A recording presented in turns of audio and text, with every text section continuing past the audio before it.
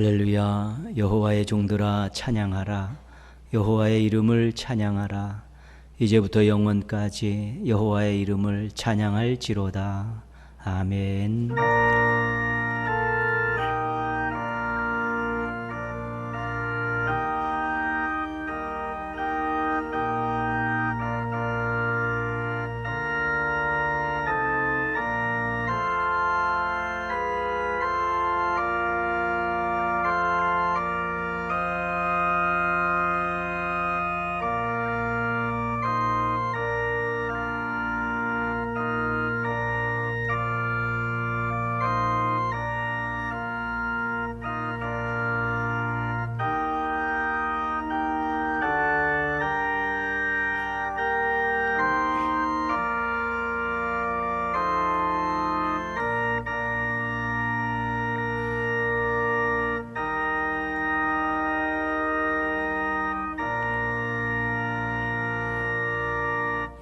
하나님 아버지, 크신 사랑과 귀한 은혜로 저희들 매일매일 인도하시며 도우시며 오늘까지 이끌어 주셔서 감사합니다.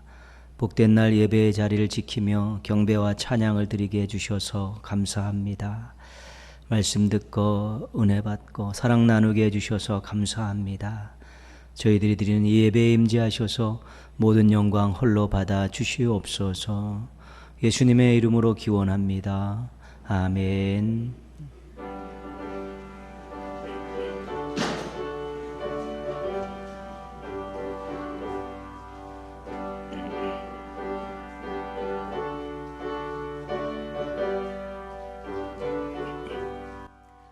찬송하는 소리 있어 사람 기뻐하도다.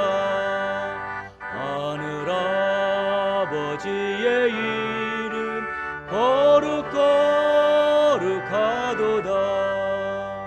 세상 사람 찬양하자.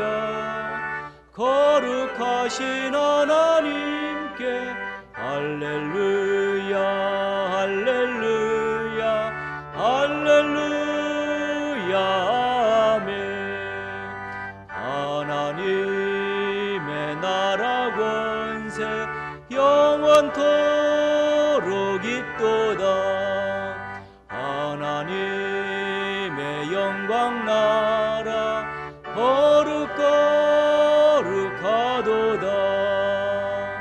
하늘 보좌 계신 주님 세상 주관하시도다. 할렐루야 할렐루야 할렐루야 아멘. 하나님의 크신 섭리 그 뜻대로 되도다. 우리 아버지의 뜻을 거룩거룩하도다. 주여 속히 임하셔서 기쁜 날을 주옵소서. 할렐루야 할렐루야 할렐루야 아멘.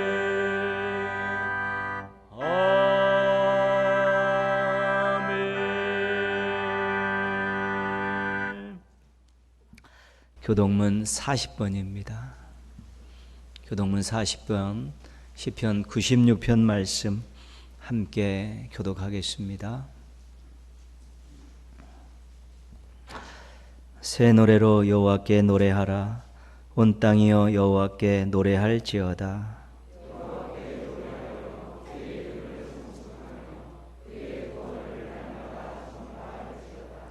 그의 영광을 백성들 가운데에 그의 기이한 행적을 만민 가운데에 선포할지어다.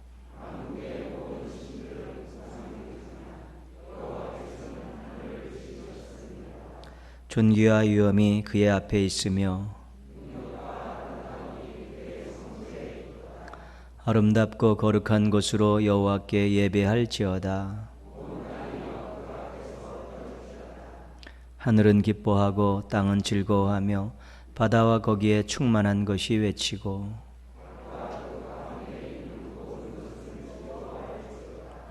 그때 숲의 모든 나무들이 여호와 앞에서 즐거이 노래하리니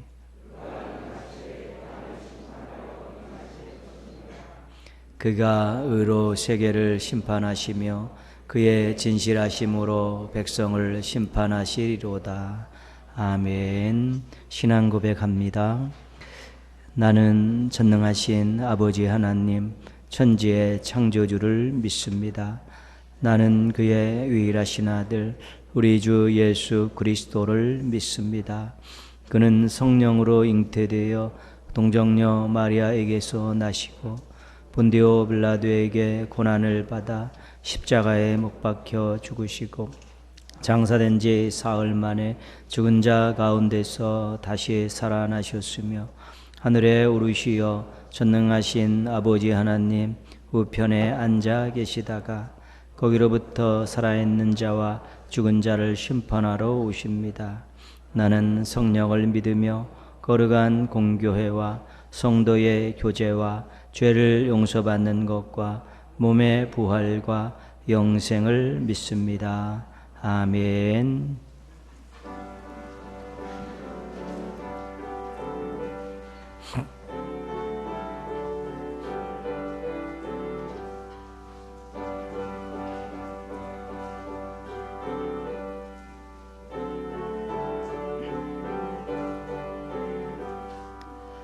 하나님 아버지 주신 책이 귀하고 중하신 말씀일세.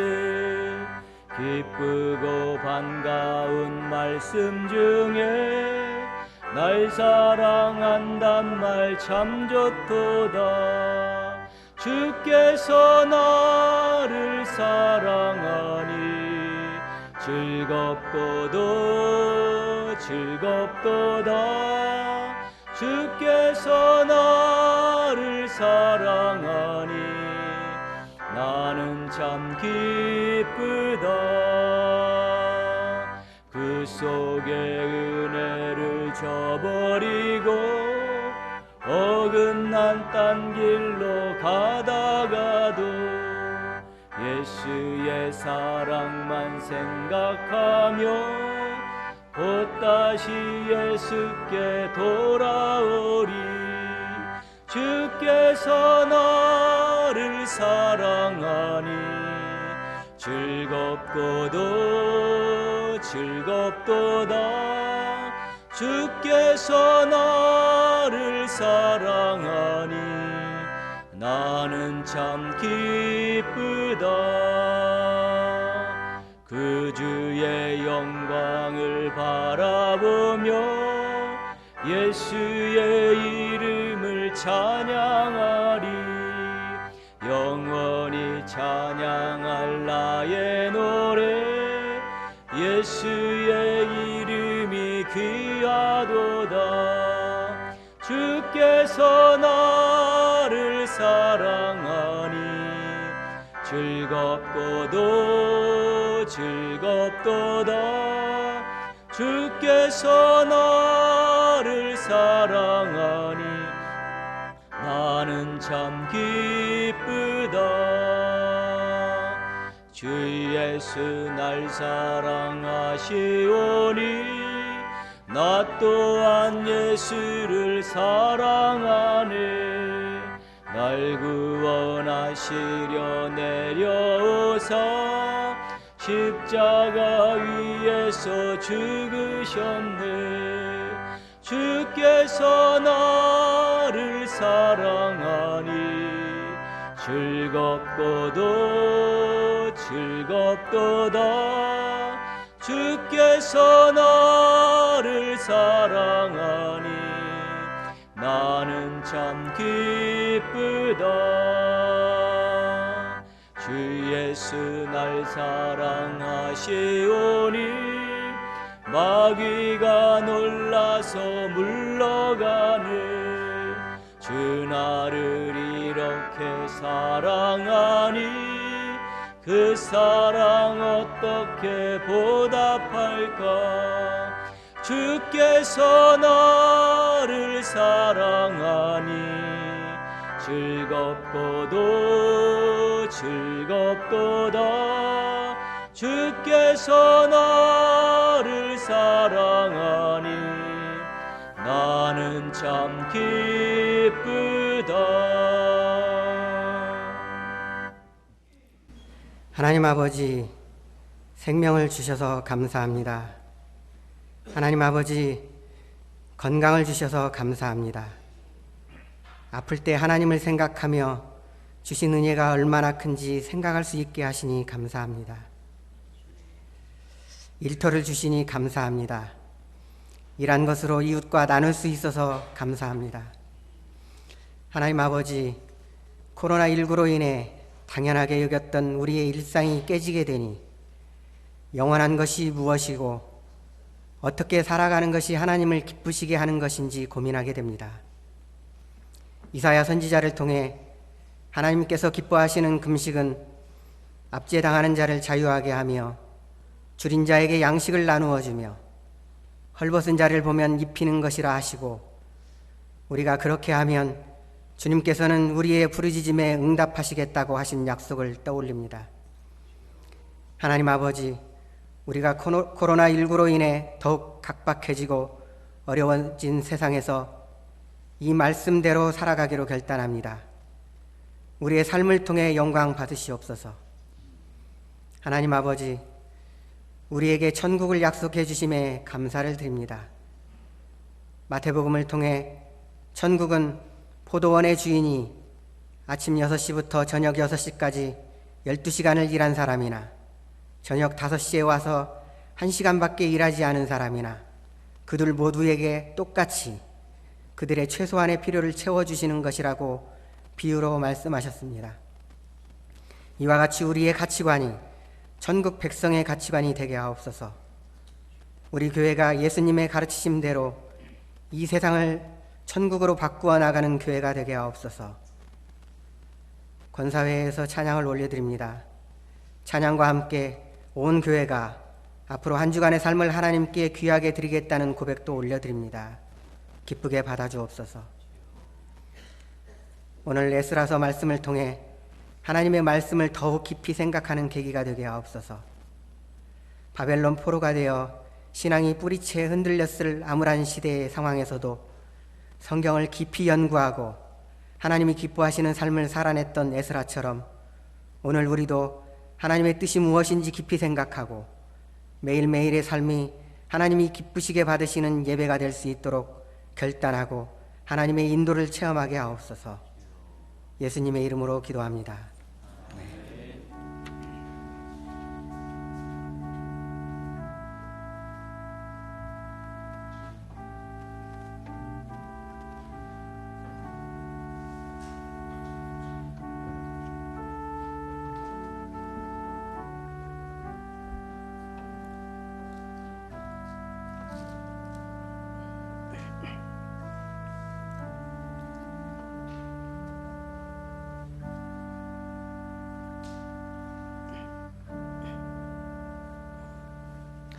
교회 소식 알려드립니다.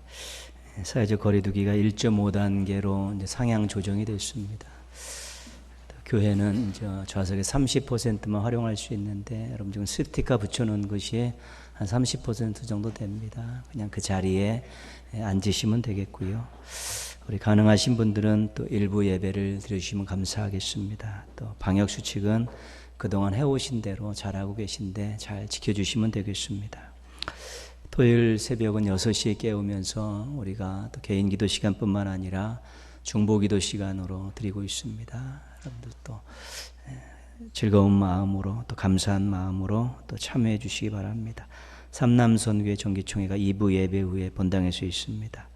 우리 기관과 부서 2020년 마무리 잘 하시고 또한 2021년도를 소망으로 준비해 주시기 바랍니다. 내일하고 모레 교회 김장이 있습니다. 내일 월요일 날은 씻고 절이는 거 오전 9시부터 있고요. 화요일 날 24일은 속놓기 새벽 6시부터 있습니다. 예전처럼 많이 하지는 않지만 오셔서 함께 또 즐겁게 교제하시면서 봉사하시기 바랍니다. 2021년 말씀 묵상지 정기 구독하시기 바랍니다. 금년부터는 가정에서 자녀들 것까지 전부 가족들 모두 정기 구독하시면 되겠습니다. 거기 금액은 할인 금액인데 전화로 신청하시면서 전주 동인교회라고 말하면 할인 가격으로 이렇게 정기 구독을 하실 수 있습니다. 부모님들이 솔선수범하시고 자녀들과 함께 그 말씀을 또 잘 나누셔서 코로나19 시대의 신앙 잘 가꾸는 가정 되었으면 좋겠습니다. 강중순 권사님 또 폐 수술하시고 입원 중에 계십니다. 회복을 위해서 기도해 주시고요. 김찬영 김한길 성도님 세종시로 이사했습니다. 정화연 성도님은 롯데아파트로 이사하셨습니다. 이동준 성도님, 양정혜 권사님 장남 진성군이 28일 토요일 오후 2시 30분 덕혜 웨딩홀 4층에서 결혼 예식이 있습니다. 축하해 주시고 기도해 주시기 바랍니다. 기도하겠습니다. 하나님 아버지, 저희들이 하나님을 아버지라 부르는 또 하나님의 자녀로 살게 해주셔서 감사합니다. 아버지 하나님의 무한 공급을 받으며 살게 해주셔서 감사합니다. 이 시간 마음을 드리고 고백을 드리고 예물을 드립니다. 기뻐 받으시고 귀한 곳에 사용하여 주시옵소서. 하나님 아버지, 사랑하는 성도들, 믿음에 부요한 자들 되어 충만함과 풍성함을 늘 맛보며 살게 하여 주시옵소서. 축복의 통로의 삶을 살도록 사랑의 마음과 내미는 손을 허락하여 주시옵소서. 하나님의 뜻을 이루어 드리려고 때로는 불편함을 자처할 수 있는 마음도 허락하여 주시옵소서. 더불어 살기 위해서 자신의 것을 포기할 수 있는 용기도 주시옵소서. 계획하고 기도하고 노력하는 일들이 인생 가운데, 가정 가운데, 생업 가운데 열매를 많이 맺게 하여 주셔서 감사 제목이 쌓여가고 간증거리가 많아져가는 복된 삶을 살게 하여 주시옵소서. 평생 동행하여 주옵시고 하나님의 영광의 도구로 사용하여 주시옵소서. 예수님의 이름으로 기도합니다. 아멘.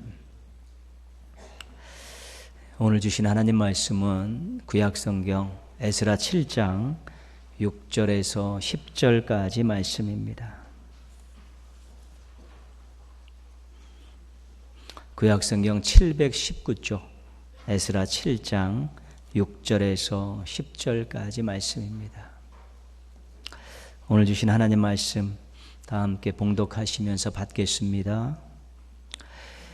이 에스라가 바벨론에서 올라왔으니 그는 이스라엘의 하나님 여호와께서 주신 모세의 율법에 익숙한 학자로서 그의 하나님 여호와의 도우심을 입음으로 왕에게 구하는 것은 다 받는 자이더니 아닥사스다 왕 제7년에 이스라엘 자손과 제사장들과 레위 사람들과 노래하는 자들과 문지기들과 느디님 사람들 중에 몇 사람이 예루살렘으로 올라올 때에 이 에스라가 올라왔으니 왕의 제7년 다섯째 달이라. 첫째 달 초하루에 바벨론에서 길을 떠났고 하나님의 선한 손에 도우심을 입어 다섯째 달 초하루에 예루살렘에 이르니라. 에스라가 여호와의 율법을 연구하여 준행하며 율례와 규례를 이스라엘에게 가르치기로 결심하였었더라. 아멘. 이 시간 우리 권사회 찬양 드리시겠습니다.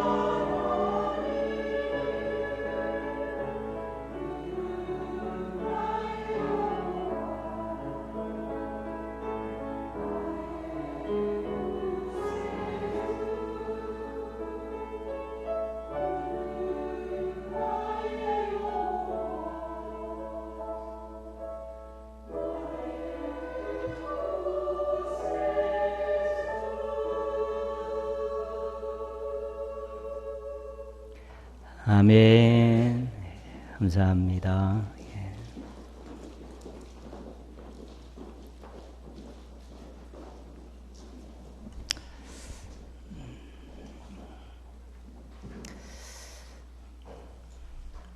우리 이번 주도 우리 시 한 편 같이 읽겠습니다.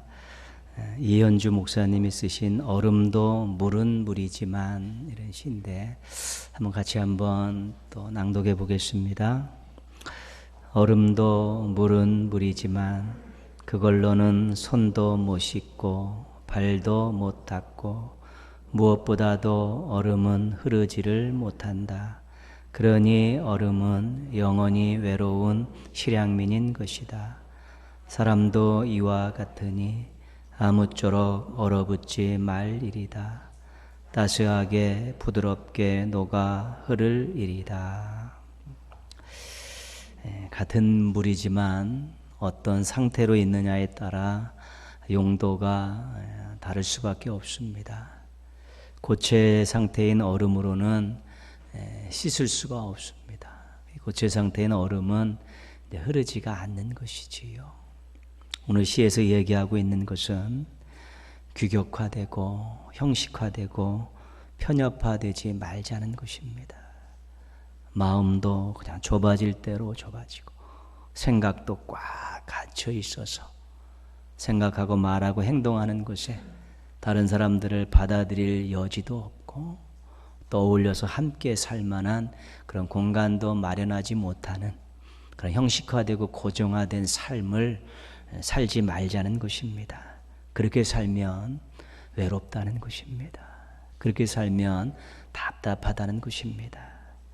따스한 마음과 겸손한 태도로 이렇게 말없이 어우러져서 영향력을 줄 수 있는 그런 인생을 살자는 것입니다. 특별히 목사님이 쓰실 때는 우리 신앙인들이 세상에서 그렇게 살기를 원하셨던 것입니다.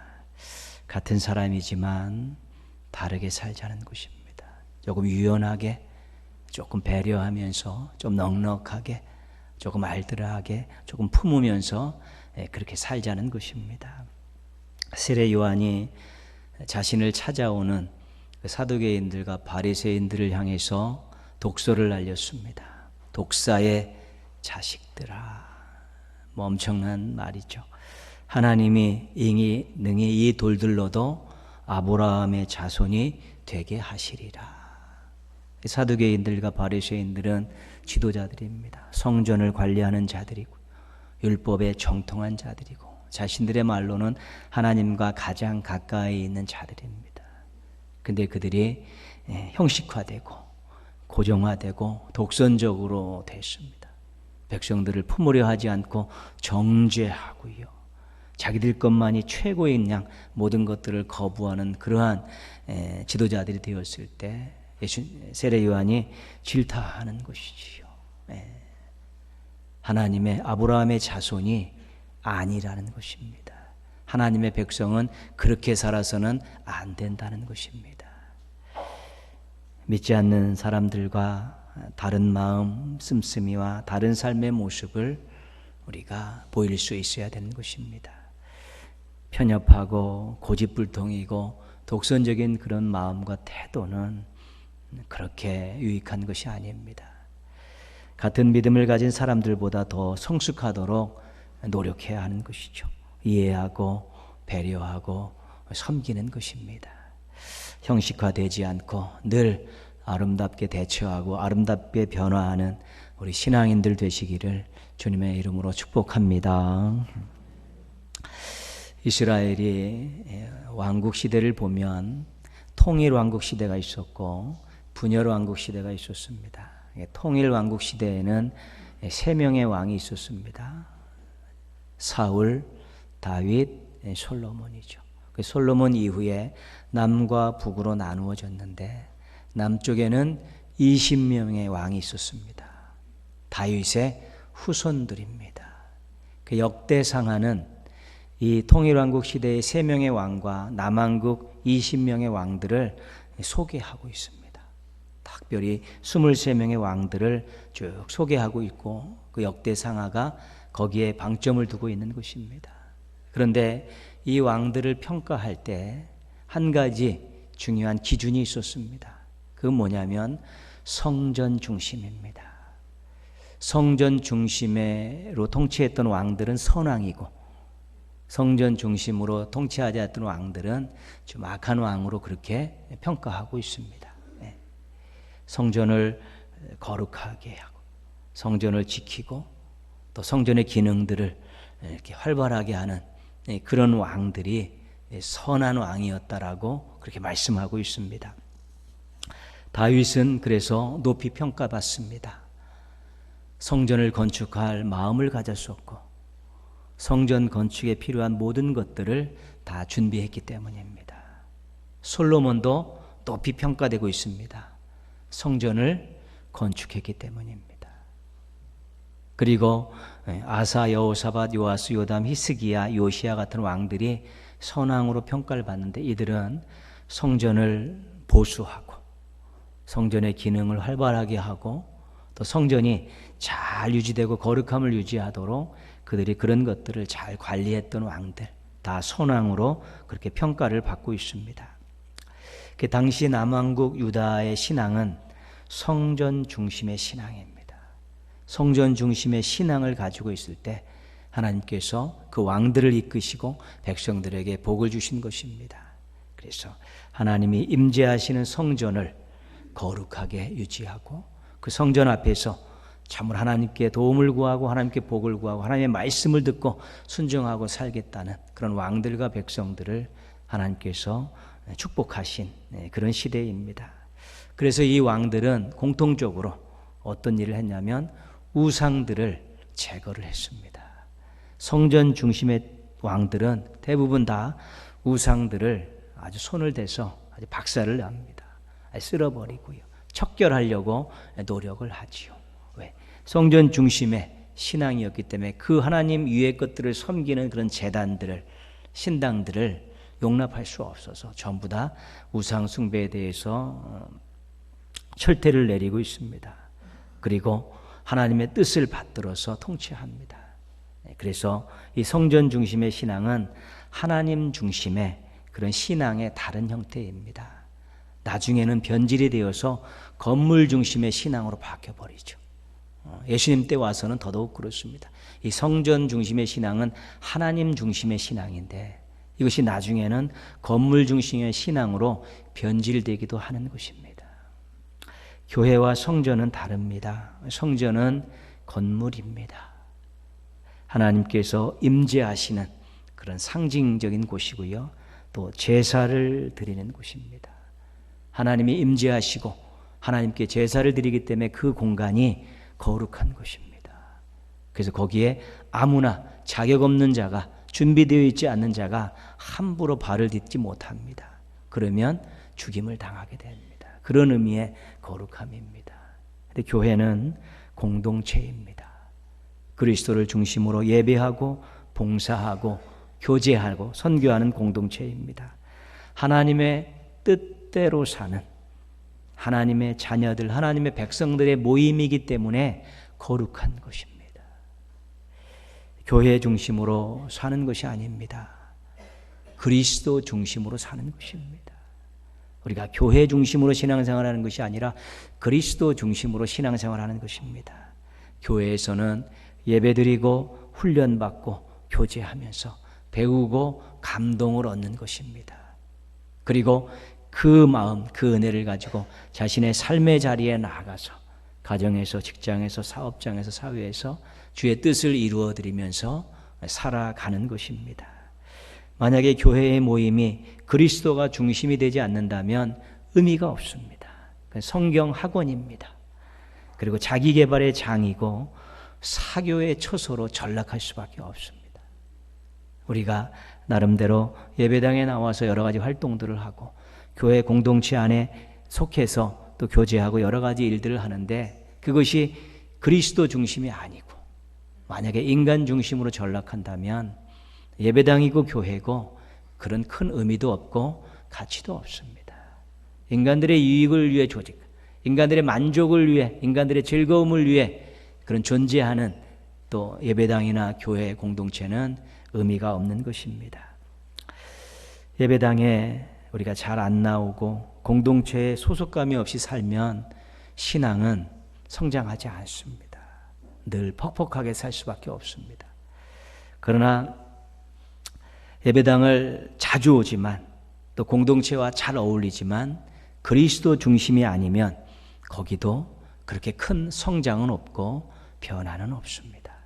그래서 우리가 예배당의 이 공간들을 잘 활용하면서 예배 공동체 안에, 교회 공동체 안에 속해서 서로 교제하며 어우러지고 함께 훈련받고 함께 하나님의 뜻을 세상에 구현할 만한 그런 뜻을 가질 때, 그리스도의 중심의 교제, 그리스도 중심의 봉사를 하게 될 때 이 교회도, 이 예배당도 거룩함을 인정받을 수 있고 하나님께 쓰임받을 수 있게 되는 것입니다. 성전 중심 신앙의 참뜻을 이해하십시오. 건물 중심이 아닙니다. 하나님 중심입니다. 교회 중심 신앙의 참뜻을 잊지 마십시오. 건물 중심이 아닙니다. 그리스도 중심입니다. 중심이 분명한 신앙을 가지고 하나님께 기쁨을 안겨드리는 우리 멋쟁이 신앙인들 되시기를 주님의 이름으로 부탁드리겠습니다. 왕정시대가 끝나고 남왕국 유다가 강대국 바벨론에게 멸망당했습니다. 하나님께서 세우신 나라가 세상 나라에 패배한 것입니다. 다윗 왕조가 몰락했습니다. 20명, 다윗의 후손들 솔로몬까지 21명의 그런 왕위를 이어갔었는데 그 다윗 왕조가 몰락했습니다. 하나님께서 주신, 다윗에게 주신 언약이 산산조각이 난 것입니다. 성전이 파괴되었습니다. 영원할 것 같은 하나님의 집이 무너진 것입니다. 그래서 이 나라의 멸망을 당한 이 지도자들과 백성들은 포로로 잡혀가서 충격에 빠졌습니다. 하나님께서 세우신 나라가 무너졌고 하나님께서 세우신 왕조가 몰락했고 하나님의 집이 무너졌습니다. 하나님께서 완전 패배자와 같은 신으로 인식될 수밖에 없습니다. 제사를 드리고 싶은데 성전이 없습니다. 나라를 다시 세우고 자신들을 구원할 지도자도 당장 눈앞에 없습니다. 충격이 절망으로 바뀌는 그런 상황에 놓이게 된 것입니다. 그들은 하나님이 세우신 나라가 영원할 줄 알았습니다. 다윗 왕조도 영원히 자신들을 통치할, 대리 통치할 왕조로 알았고 성전은 절대로 무너지지 않을 거라고 생각했습니다. 그런데 모두가 다 한순간에 물거품처럼 사라졌기에 충격에 충격이고 결국은 절망으로 빠질 수밖에 없었습니다. 그런데 하나님께서 포로지에서 한 사람을 준비시키고 있었습니다. 1절 말씀을 7장 1절 말씀 보시면요. 이 일 후에 바사왕 아닥사스다가 왕위에 있을 때에 에스라라 하는 자가 있으니라. 그 포로지에 에스라라는 사람이 태어나서 커가고 있었던 것입니다. 5절 맨 끝에 보시면요. 5절 맨 끝에 보시면 대제사장 아론의 16대 손이더라. 이 에스라가 대제사장 아론의 가문의 후손이었던 것입니다. 그러니 어렸을 때부터 신앙 훈련을 잘 받으면서 양육된 것이지요. 6절 말씀 보시면요. 이 에스라가 바벨론에서 올라왔으니 그는 이스라엘의 하나님 여호와께서 주신 모세의 율법에 익숙한 학자로서 그 율법에 정통한, 연구하고 가르치기에 익숙한 전문가였던 학자였습니다. 6절 맨 끝에 보시면요. 여호와의 도우심을 입음으로 왕에게 구하는 것은 다 받는 자이더니, 나름대로 그 포로지에서 왕의 측근이었습니다. 왕에게 원하는 것들을 다 받을 수 있다는 것은 에스라가 그 포로지 파사에서 부와 명예와 권력을 어느 정도 가지고 있다는 것입니다. 그런 에스라를 하나님께서 그곳에 준비시키신 것이죠. 에스라는 늘 율법을 연구하는 것을 즐겨했던 사람이죠. 역사도 공부하는 것을 즐겨 했으면서 그 역사와 율법을 공부하면서 연구하면서 나라와 백성들을 가슴에 품었습니다. 그리고 모든 것을 다 잃어버린 이 비참한 현실을 마음 아파했습니다. 왜 하나님의 백성인 이 나라 백성들이, 우리 백성들이 이 이방 땅에 와서 포로 생활을 하는 것인가? 하나님께서 지어주신 그 성전이 다 몰락하고 우리는 이곳에서 성전도 없이 이터들거리고 살고 있는가? 이런 것들에 대해서 생각하며 절망했습니다. 회복할 수 있는 길이 없을까 고민을 거듭했습니다.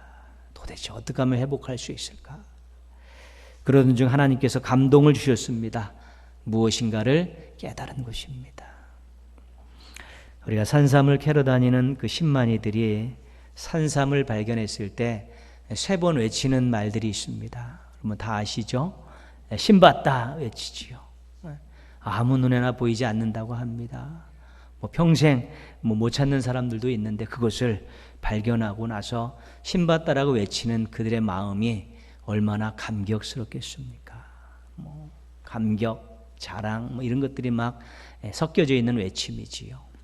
고대 그리스에서 아르키메데스가 공중 목욕탕에서 이렇게 목욕을 하다가 물이 이렇게 탕 밖으로 넘쳐나는 것을 보고서 무언가를 깨닫고 벌거벗은 몸으로 길거리를 뛰어다니면서 외쳤던 말이 있습니다. 유레카라며 유레카. 찾았다. 그런 뜻이지요.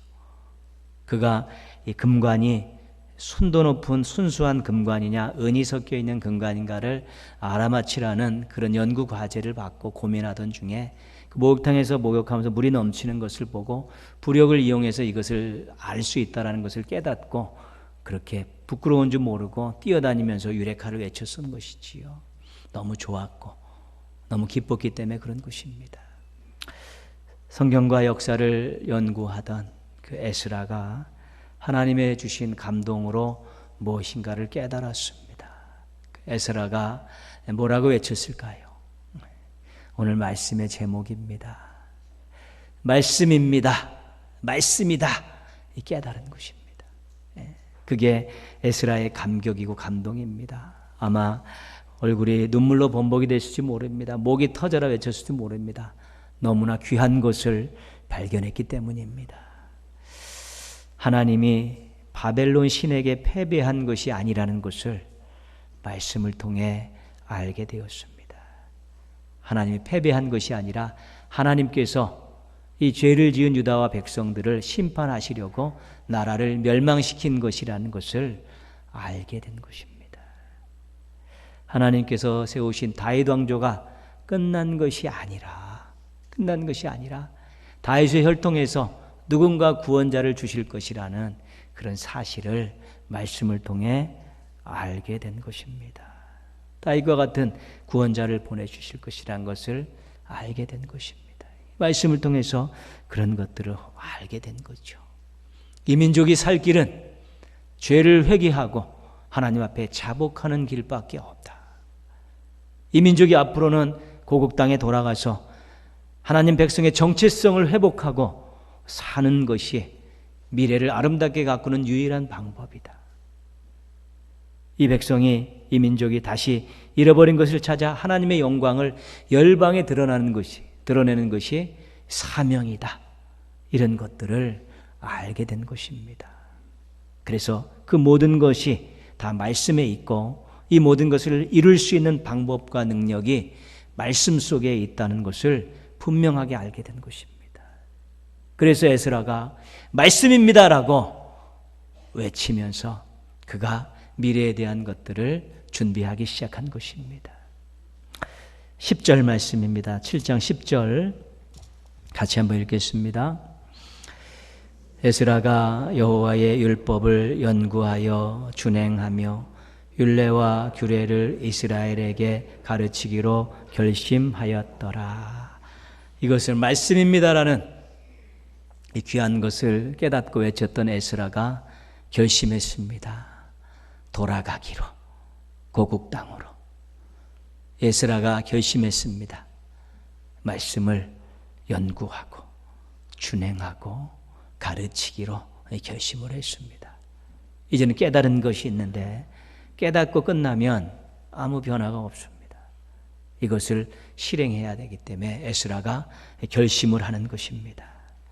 이 결심을 하는 가운데 자신의 이방 나라에서의 기득권을 포기했습니다.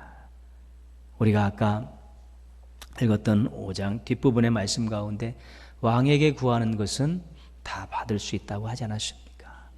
그래서 그가 나름대로 그 파사 왕국에서 부와 명예와 권력을 가지고 있었습니다. 그런데 그것을 다 포기한 것입니다. 9절 말씀에 보시면요, 첫째 달 초하루에 출발해서 다섯째 달 초하루에 예루살렘에 도착했습니다. 4개월 걸렸습니다.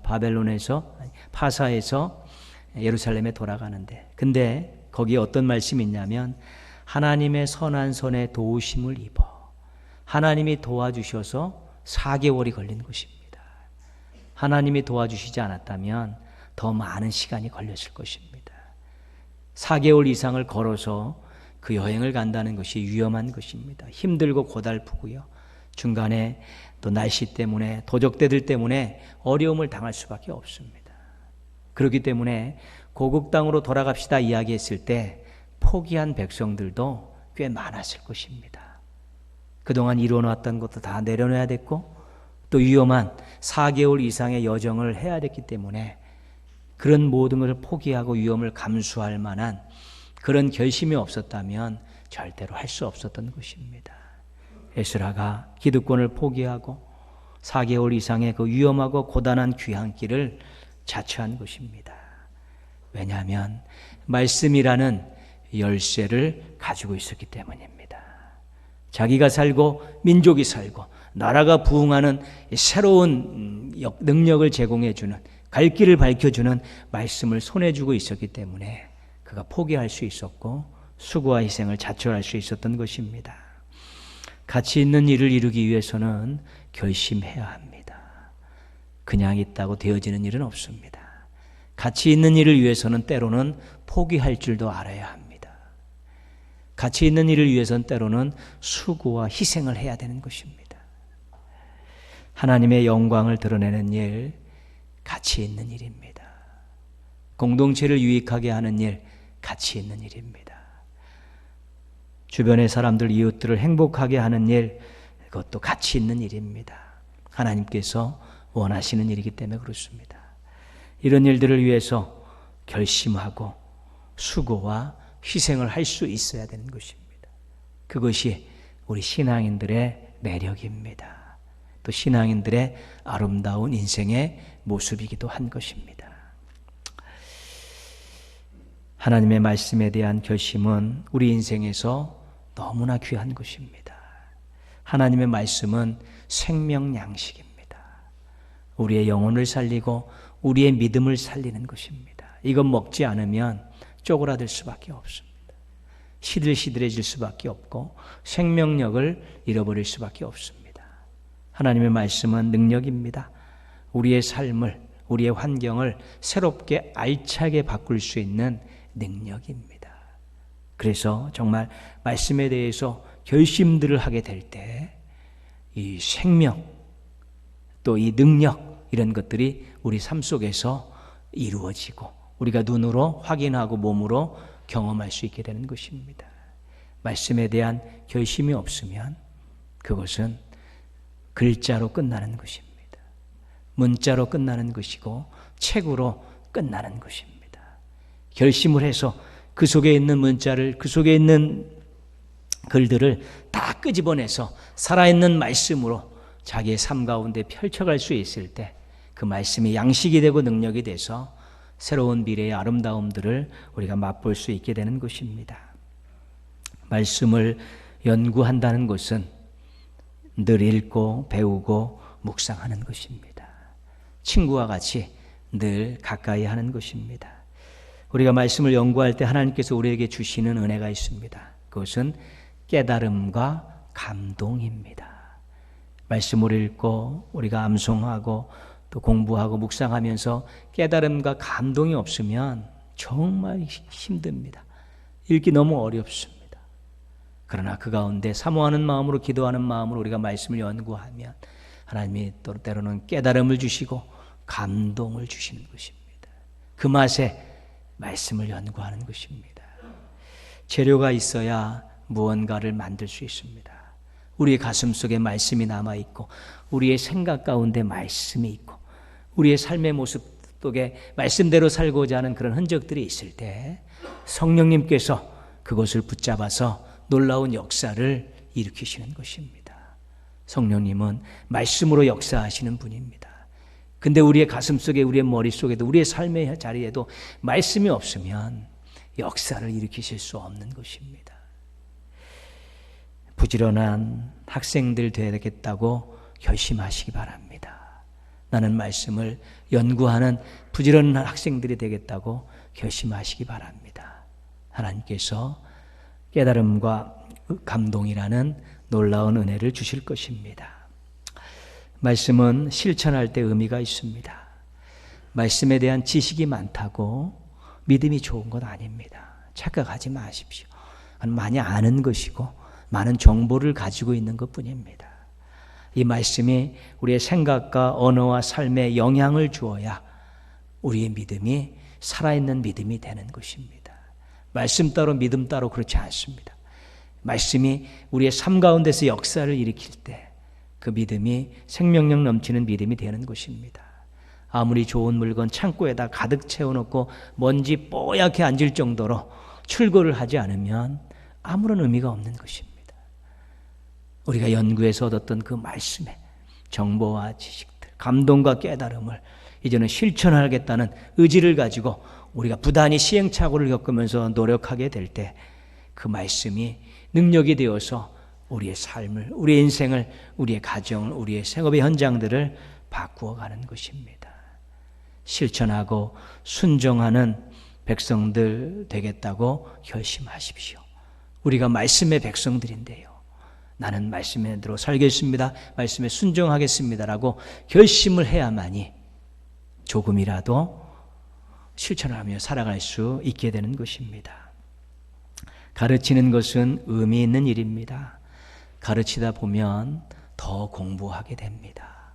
또 가르치다 보면 그동안 또 몰랐던 것도 알게 되고 또 그동안 배웠던 것들이 잘 정리가 됩니다. 또 가르친다는 것은 우리가 꼭 선생님이 되어서 가르치는 의미도 있지만 말씀을 나누는 것도 포함됩니다. 서로에게서 배우는 것입니다.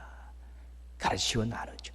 성도들끼리 서로 좋은 공동체를 만들어서 비대면이라도 여러분들 만들어서 말씀들을 나누고 은혜를 나누는 시간들 가지시고 차 한잔 하면서 또 말씀과 은혜를 나누는 그런 시간들 가르치고 가정에서는 자녀들에게 또 말씀을 지도하고 말씀을 읽도록 배우도록 하고 또 자녀들과 말씀을 나누는 이런 일들을 하는 것이 얼마나 중요한 일인지 모릅니다. 그렇게 하겠다고 결심하셔야 되는 것입니다. 광고에도 말씀드렸듯이 2021년부터 말씀 묵상집을 가정에서 가족들 모든 것을 그렇게 정기구독하도록 그렇게 바꿨습니다. 자녀들 교회에서 구독하다 보니까 전달도 안 되고 엉망입니다. 그럼 부모님들이 먼저 하고 자녀들 다 해갖고 여러분들 하십시오. 그렇게 2, 3만 원 정도 1년에 2, 3만 원뿐이 안 됩니다. 한 10만 원 정도 해도 해야 되는 것입니다. 2, 3만 원이라는 게 1년이라면 하루에 100원도 안 되는 거 투자하는 것입니다. 근데 그 속에 인생을 바꿀 만한 엄청난 보화가 있는 것입니다. 가족들 각자 묵상하고 모일 시간 없으면 밥 먹으면서라도 오늘 말씀에 어떤 것이 가슴에 와 닿냐? 내가 뭘 위해서 기도해 줄까? 물으면서 자꾸 권면해야 되는 것입니다. 애들 컴퓨터에 빠져 있고 핸드폰에 빠져 있고 세상 즐거움에 빠져 있는 애들 말씀으로 붙들어내지 않으면 여러분 소망 없습니다. 부모님들이 먼저 말씀 묵상하시고요. 시키시고 점검하고 나누려는 그런 몸부림들을 해야 되는 것이죠. 코로나19가 말씀의 가정교육의 중요성을 절실하게 가르쳐주고 있습니다. 꽝 터졌는데 예배드리러 나오지 못하는데 애들들은 어찌할 수가 없습니다. 교회도 많은 시스템이 준비가 되어 있지 않은데 그냥 방치하면서 예배도 없이 말씀도 없이 그렇게 애들들을 얼마나 오래 방치했는지 모릅니다. 너무 가슴 아픈 일이고 죄송스러운 일이고 그렇습니다. 교회는 총회에서 나온 교재를 구입해서 주일날 열심히 가르치겠습니다. 말씀 묵상지 정기 구독하셔서 가정에서는 말씀으로 아이들 붙들어내려고 노력하십시오. 그래야만이 소망이 있는 것입니다. 제가 앞으로 신방 가면 가족들 말씀 묵상집 확인하겠습니다. 5가정이면 5건이 있어야 되고 2가족이면 2관이 있어야 됩니다. 그거는 제가 철저히 할 것입니다. 만약에 돈이 없어 못 샀다 그러면 제가 사드리겠습니다. 이거 놓치면 앞으로 소망 없습니다. 아무리 좋은 대학을 가고 아무리 좋은 직장을 가져도 말씀을 놓친 인생에게는 기대할 것이 없는 것입니다. 가르치고 나누는 성도들 되겠다고 결심하시길 바랍니다. 앞으로도 우리들은 얼마간 코로나19의 영향 아래서 당분간 살아야 합니다. 신앙의 제약이 있고 답답합니다. 신앙이 형식화되어가는 분위기는 점점 가속화될 것입니다. 자기 만족, 자기 이익, 자기 뜻을 주장하려는 이러한 신앙인들이 점점 많아진다는 것입니다. 유혹이 많고 시험이 많아지고 있습니다. 얼마나 재밌는 것들이 많은지 모릅니다. 세상에. 얼마나 즐거운 것들이 많은지 모릅니다. 집에 앉아 있으면 뭐 해야 될 것들이 얼마나 많은지, 즐겨야 될 거 얼마나 많은지 모릅니다. 타협하고 동화하다 보면 새로운 우상 숭배에 빠질 수 있게 되는 것입니다. 건강한 신앙 갖고 싶고 행복한 가정 만들고 싶고 하나님이 기뻐하시는 그런 인생 살고 싶은데 대안이 있습니까? 해결 방안을 가지고 계십니까? 돌파구를 어디서 찾으시겠습니까? 에스라와 같이 깨달으시기 바랍니다. 외치시기 바랍니다. 말씀입니다. 유일한 길입니다. 말씀을 가치 있게 여기고 말씀으로 지혜와 능력을 얻고 말씀 때문에 생명력과 영향력을 발휘하려는 그런 신앙인들이 되어야만이 자신도 행복하고 자녀들의 미래도 보장할 수 있고 가정과 생업에서도 아름다운 일들을 많이 경험할 수 있게 되는 것입니다. 그런 마음을 가지고 우리 한번 같이 외쳐보겠습니다. 말씀입니다. 3번 한번 외치겠습니다. 시작. 말씀입니다. 말씀입니다. 말씀입니다.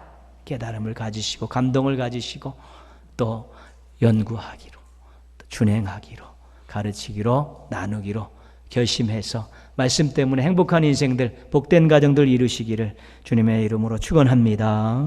기도하겠습니다. 우리 한번 같이 기도하실 때 말씀의 가치를 알게 하소서.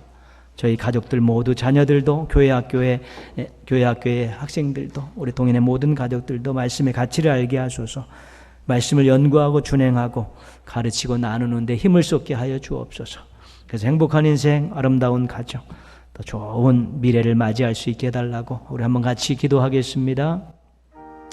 하나님 아버지, 오늘도 말씀 앞에 세워주셔서 감사합니다. 말씀이 얼마나 가치 있는, 말씀이 얼마나 중요한 것인가를 저희들이 깨달아 알게 하여 주셔서 말씀입니다라는 이 엄청난 외침을 통해 말씀에 대한 결심들이 있게 하여 주시옵소서. 그래 말씀을 연구하고 말씀을 준행하고 말씀을 가르치는데 저희가 결심하고 실천의 삶을 살게 도와주셔서 말씀을 통해 주신 하나님의 놀라운 일들을 경험하게 하여 주옵시고 말씀 때문에 행복한 삶을 살아가기에 부족함이 없는 저희들이 되어질 수 있도록 도와주시기를 원하옵고 기도합니다. 저희들의 마음이 약해지지 않게 하여 주옵소서. 하나님, 저희들이 또한 이렇게 결심한 것들이 작심삼일 되지 않게 하여 주옵시고 정말 하나님의 돕는 은혜 가운데에서 더 말씀해 주시는 은혜와 사랑과 능력을 경험하게 하여 주옵시고 말씀 때문에 행복했었나라고 간증하는 일들이 생겨나게 하여 주옵소서. 저희들이 하나님 아버지 정말 말씀을 통해 새로운 미래를 만들어가게 하시고 아름다운 역사들을 펼쳐가게 하시고 놀랍고 귀하고 아름다운 일들을 이루어가게 하여 주시기를 원하옵고 기도합니다. 주여 말씀입니다. 말씀입니다. 이 외침이 사라지지 않게 하시고 결심이 뜨거워지게 하여 주시옵소서. 주님 감사합니다. 예수님의 이름으로 기도합니다. 아멘. 546장 찬송합니다.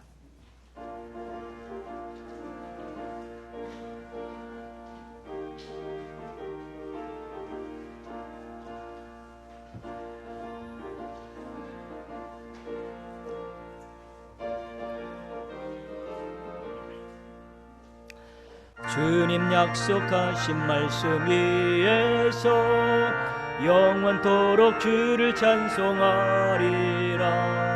소리 높여 주께 영광 돌리며 약속 믿고 굳게 서리라. 굳게 서리 영원하신 말씀 위에 굳게 서리. 굳게 서리 그 말씀 위에 굳게 서리라. 주님 약속하신 말씀 위에서 세상 염려 내게 엄습할 때에 용감하게 힘써 싸워 이기며 약속 믿고 굳게 서리라. 굳게 서리 영원하신 말씀 위에 굳게 서리. 굳게 서리 그 말씀 위에 굳게 서리라.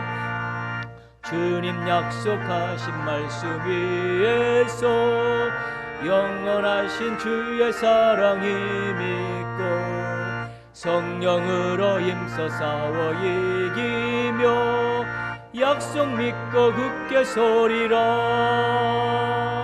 굳게 서리 영원하신 말씀 위에 굳게 서리. 굳게 서리 그 말씀 위에 굳게 서리라. 주님 약속하신 말씀 위에서 성령 인도하는 대로 행하며 주님 품에 항상 안식 얻으며 약속 믿고 굳게 서리라. 굳게 서리 영원하신 말씀 위에 굳게 서리. 굳게 서리 그 말씀 위에 굳게 서리라. 지금은 우리 구주 예수 그리스도의 은혜와 아버지 하나님의 크신 사랑과 보혜사 성령님의 능력이 예배로 영광을 드리고 한 주간의 삶으로 힘차게 나아가는 믿음의 가족들과 이들의 가정과 생업과 학업과 기도 제목 위에 함께 하시기를 축원하옵나이다. 아멘.